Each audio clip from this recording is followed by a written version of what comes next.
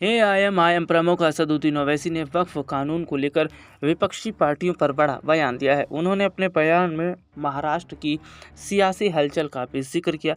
उन्होंने अजीत पवार और ठाकरे बंधुओं को घेरते हुए कहा कि जब वो एक हो सकते हैं तो मुस्लिम समुदाय क्यों नहीं। दरअसल all India Muslim personal law board की ओर से वक्फ कानून के विरोध में 27 अप्रैल को महाराष्ट्र के परभड़ी जिले में एक सम्मेलन आयोजित किया गया। इस कार्यक्रम में मौजूद असदुद्दीन ओवैसी ने जोरदार संबोधन करते हुए कई विपक्षी दलों और केंद्र सरकार पर तीखा हमला बोला। ओवैसी ने अपने भाषण में वक्फ कानून को काला कानून बताते हुए मोदी सरकार को इसे वापस लेने के लिए कहा। उन्होंने कहा, अगर आप आज नहीं बोले तो कल नुकसान आपका ही होगा। उन्होंने वक्फ बोर्ड के अधिकारों में कटौती को मुसलमानों के खिलाफ साजिश करार दिया और मुस्लिम समुदायों से अपील की कि वे अपने हक की लड़ाई के लिए एकजुट हों।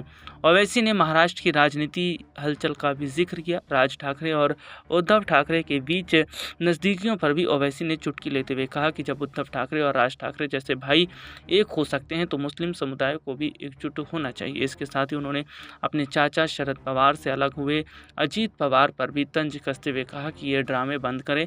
इतना खिलाफ बोलने के बाद फिर से नज़दीकियां बढ़ रही हैं। सम्मेलन के दौरान ओवैसी ने प्रधानमंत्री नरेंद्र मोदी, चंद्रबाबू नायडू, अजीत पवार, नीतीश कुमार और जयंत चौधरी पर भी जमकर निशाना साधा। उन्होंने इन नेताओं पर मुसलमानों की समस्याओं की अनदेखी करने का आरोप लगाया और कहा कि केवल चुनावी फायदे के लिए मुसलमानों का इस्तेमाल किया जाता है। ओवैसी ने अपने भाषण में पहलगाम में हुए आतंकी हमले में शहीद हुए भारतीय जवानों को श्रद्धांजलि अर्पित की। इसके साथ ही उन्होंने पाकिस्तान के खिलाफ सख्त रुख अपनाते हुए प्रधानमंत्री मोदी से पाकिस्तान की आर्थिक नाकेबंदी करने की मांग की।